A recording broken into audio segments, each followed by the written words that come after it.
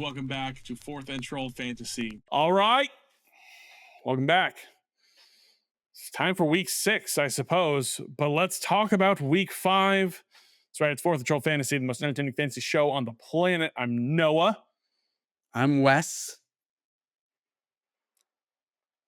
And we're talking about some performances from week 5 that are worth breaking down. We think there's some things we got to figure out. Is this fluke? Is this for real? So we're going to do that today in this video. I don't know, what, 15, 16, 17 guys, something like that. Handful of guys to talk about the most important performances. Let's jump straight into it. Before we do, like, subscribe, ring the bell, join the Discord.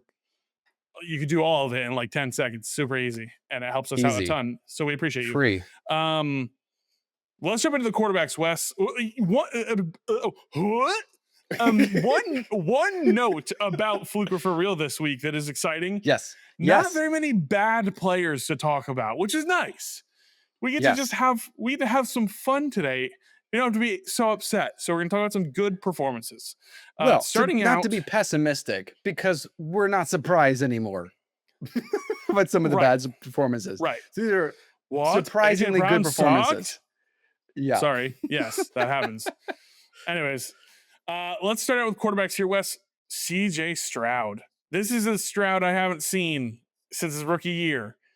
Like this felt exciting. And 36.76 fantasy points. Fluke for real, Wes. Fluke. Ravens defense sucks. Sadly. They Ravens suck. Whatever's left of them, and they suck. I know. I feel like they had 4 defenders on the field at the whole game. That was it. I had a missed voicemail from John Harbaugh asking if I could play safety after halftime, and I was busy having lunch. I missed that chance. Sorry, John. Guys. Try to catch it. I would have said no no next time. Yeah. It's a fluke, sadly. Tua Tagovailoa. Hey now. You're no star. 28.74 fantasy points. We're here at the point where Tua he's proven through 2 weeks that he is nothing without Darren Waller. Right. Yeah. And that he's everything without Tyreek Hill. Yes, but also this is exactly the type of quarterback performance that you want if you're going to fill in somebody that's available in your league. Yeah. For a bye week or injury, whatever the case may be. And we talked about him in our waiver wire video, and he is right there underneath Sam Darnold as a top option. So to answer the question, for real, he can put up 250 yards and touchdowns. I mean, that's the exact thing that I was thinking as I asked you, Wes, I thought, you know what? Tua is a fine streaming quarterback. Yes. You can stream him if you're in a pinch and you need to, and you can, there's some ceiling here and maybe a safer floor too, but he's had a few good games this season. So he's a good streamer. Running backs, man, Rico Dowdle. Holy shit. I mean, speaking of Dolphins, same game, just on the other side. 32.4 fantasy points. As of right now, the RB1 on the week. 23 carries, 206 rushing yards and a touchdown, a few catches and some yards in the air as well. This guy, we said it, I think last week, maybe 2 weeks ago, we kind of went, is Dowdle worth adding? We've seen he did good in Dallas. Like, this is, can he be a guy? And he's stuck behind Chuba, and he could be a guy. And so, I mean, this is extreme, and I'm not going to say 30-point games are for real, but when he's holding the RB1 job, in my opinion, Wes, this is for real, and he'll be a good contributor for your team. I agree. I believe that Dowdle has a chance to fill in for starters, especially if you happen to snag Dowdle before, the injury news of Amari Hampton, or you're still just trying to figure out what to do if you've got Chase Brown. Or maybe, I don't know. I can't think of all the running backs that you're worried about. But I started Rico Dowdle over Chase Brown in the league this week, and I'm that's sure glad. Yeah. That's the thing, is that I remember you and I were texting, like, we go with Dowdle on this, right? And we're like, yeah. And part of it was because, like, it's so easy to score points against the Miami Dolphins rush defense. Yeah, the matchup is great. Yeah, pretty much at this point, whether you got Hassan Haskins or Vidal, I forgot how to pronounce it, Kimani? Kamani Vidal. One of those Yeah. two running backs is going to score 15 fantasy points this week. Why not both? Yeah, it could be. Whoever you got, you Yeah, can start could your be flex. both. So Yeah. this is both Dolphins' bad defense, and Dowdle has a shot to continue to be a solid RB2 in your lineup. So long answer, but for real, I agree. You know who he plays next week? Who do the Panthers play next week? Dallas. A Rico Dowdle revenge game. A little revenge game. Are you kidding and me? how good Javonte Williams is doing? Stick around too? for studs and duds. We're gonna. I like that's that. not in this video. That's later this week. I But like you might hear about Rico. Okay, Bill Croskey-Merritt. Hot damn! It's his backfield now, right? It sorted itself out. I think it did finally. I mean, Yeah, there me a couple games ago, I was saying that Bill was a dud just because the backfield was so confusing and I was not ready. And we were correct, which is great. And then now it has shaped up to be, I mean, 14 carries. I would love a little bit more. I would like a little more of a workhorse to really just kind of set it and forget it. But yeah, for real, 20 points from Ja'Cory Croskey-Merritt. Bill, I like it. I'm yeah, in. It's gonna happen again for sure. Yeah. Yeah, and good run after the catch as well. 2 catches, 39 receiving yards. So Yeah, I like what's awesome. going on. It's good stuff. Rachaad White, Bucky maybe out a little longer. 23.1 fantasy points for Rachaad. Was the guy. There was Sean Tucker was like 3 opportunities. That was it. Rashaad's the dude. So can he produce while Bucky's out? Yes, absolutely. I mean, Rachaad White has been producing until Bucky Irving arrived, and even for the first part of last season, Rachaad White was pretty solid. So in 2023, Rachaad White was a top 5 running back in full PPR, and then last year he was doing fine. Missed 1 week with an ankle injury, and then in comes Bucky Irving, and then the rest is what we know now. So yeah, Rachaad White has RB1 upside in your starting lineup. 23 points, absolutely for real. Okay, and then last guy here on the good side, Michael Carter, 18.3 fantasy points, 23 opportunities for this guy off the practice squad. And I don't think Amari DiMercado is going to be taking many opportunities from him in the coming weeks. So until Benson's back, and maybe even after, I think this is for real. Carter's a solid RB2 with upside for me.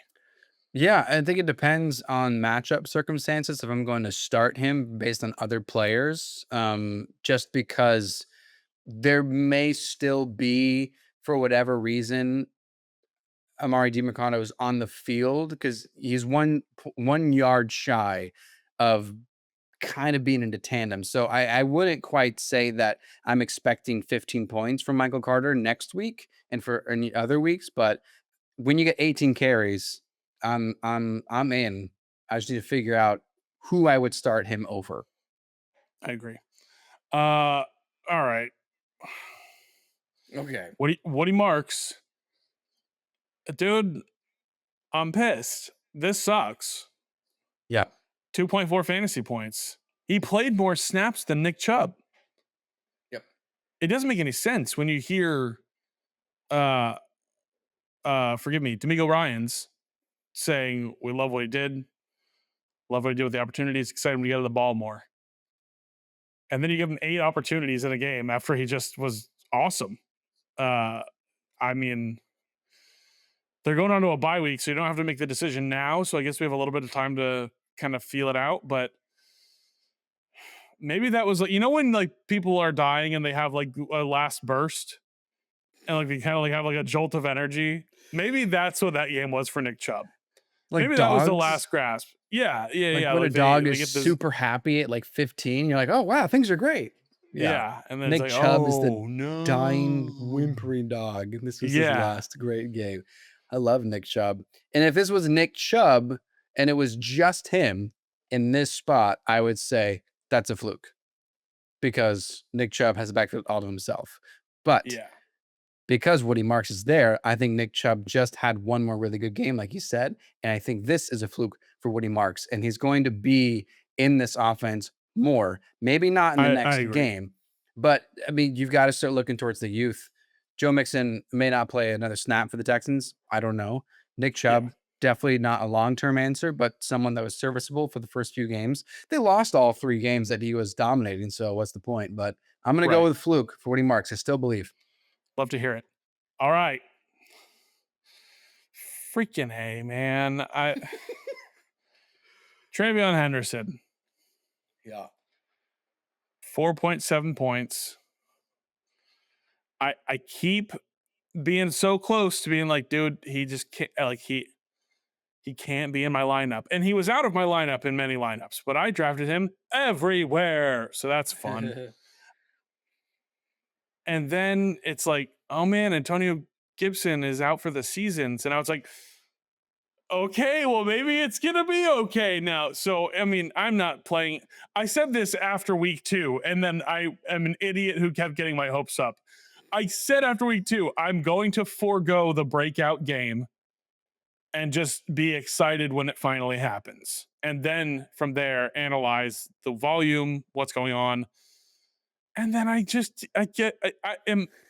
the problem, really, is what I'm saying. I mean, I don't know. This is an obvious answer to me. This is for you to work out with your emotions. This is for real, guys. We just have to, we got to, Antonio Gibson, recover quickly, but thank you for giving me one last ounce of hope for TreVeyon Henderson. So ridiculous. For fantasy football.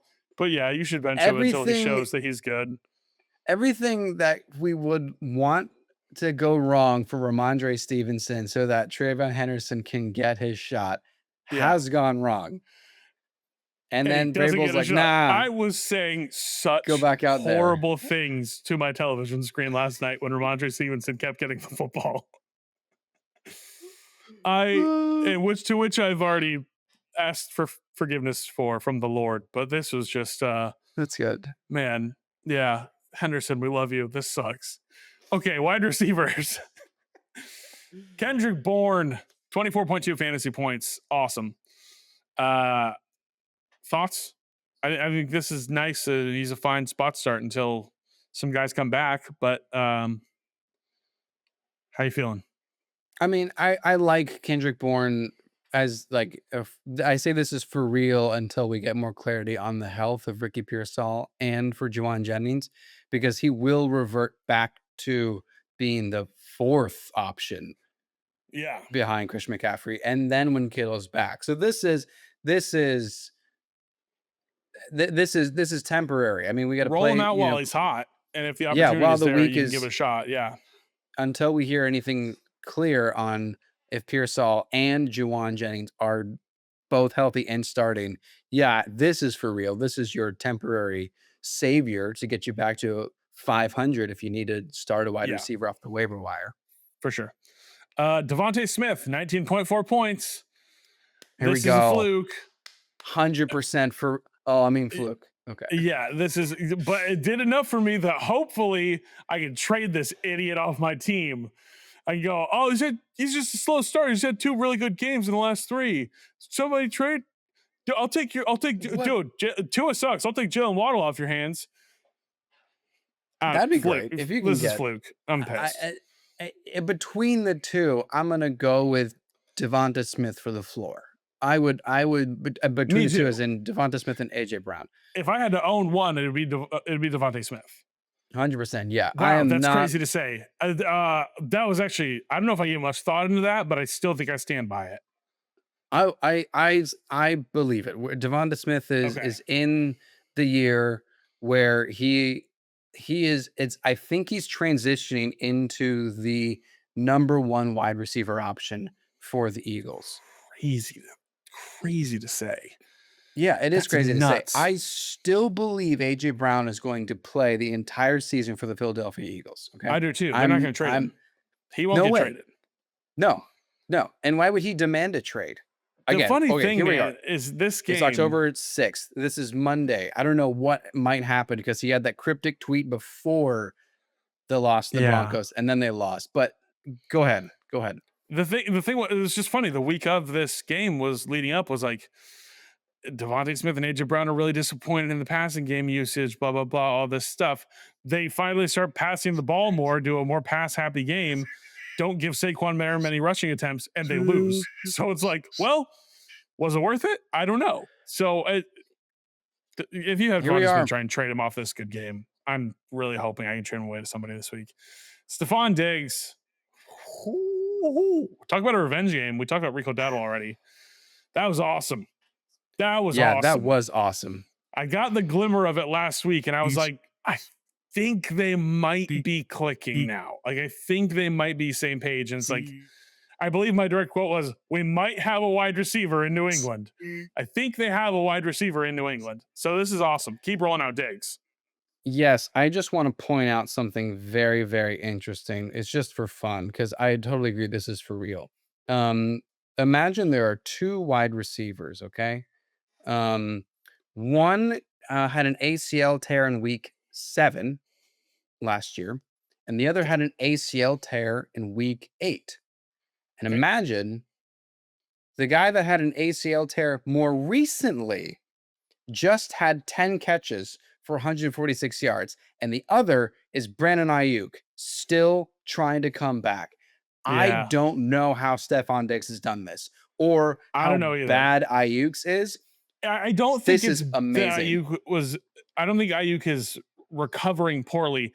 I do, if I'm not mistaken, his was multiple ligaments, and I think Diggs's was just the ACL. But still, I'm not minimizing the Ayuk conversation. For Diggs to have, I say just the ACL. He just tore his ACL, and he just had 10 catches for 146 yards in But it's week less 5. than a year ago. Awesome. Yeah. I don't know how this guy was taking snaps in week 1. It's crazy. Whatever was in that big baggie on that boat. Something must be good. Jaylen Waddle, 23 fantasy points, 6 for 110 and 1. We've seen this when Tyreek Hill goes out. Waddle elevates. As we know, he's a great wide receiver.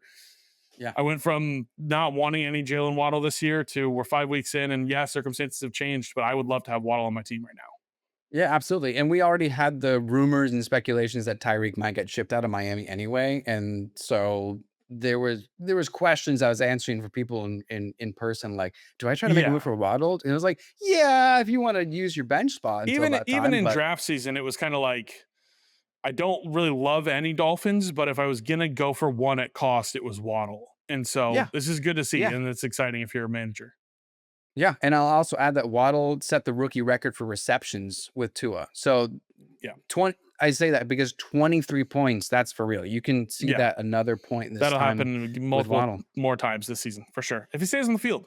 Calvin Ridley, last guy to talk about here, 18.1 points. Fluke. That's all I gotta say about that. Yeah, I'm not getting hyped over that. Somebody dropped Calvin Ridley in the league I'm in, and I was like, should I pick him up? And then I saw this performance, and I was like, I don't know. Trade bait. Okay. Deal. Tight ends. Let's talk about him here. Darren Waller, 18.8. This is for real, yes? Yeah, I just wish this wasn't just his first half stats. Right. I don't know what happened after halftime. I was like, halftime, it was 18.8, and then they're like, you know what we should do less of? Throw to that 6'6" guy. Yeah. The guy who has had 3 touchdowns in 6 quarters. 3 touchdowns. And he's played like 30 snaps. That's insane. Nah. Hey, you called it, Wes. Theo Johnson, 21.3 fantasy points. Let's do it, dude. Would love to see the yardage a little higher, but I get it with a rookie quarterback. 6 catches, 33 yards, makes up for it with 2 touchdowns. I don't know how many more multiple touchdown games you're going to have, but you love the targets, you love the catches. You're telling me if he only scores 1 touchdown here and it ends up being a 15-point game, are you any more disappointed? Maybe a tiny bit, but like you're celebrating the ceiling here. This can still be a guy who can put up 15 points a game on 33 yards. So awesome pretty stuff nice here. This is a guy, and especially in dynasty leagues, that a lot of people were excited about when he got drafted, and so it's good to see that pan out. AJ Barner, Wes, 24.3 fantasy points. Talked about it on the waiver wire video. You like to see the targets, but again, similar with Theo Johnson, maybe not more 2 touchdown games, but I don't think I'm ready to say for real yet, but he's been decent this year. And it's a tight end position, so it's much easier to just say for real. I was like, okay, sure. I mean, yeah, everyone had a great week. Are you in a pinch? Is AJ Barner available? You can take a shot. Sure. Yeah.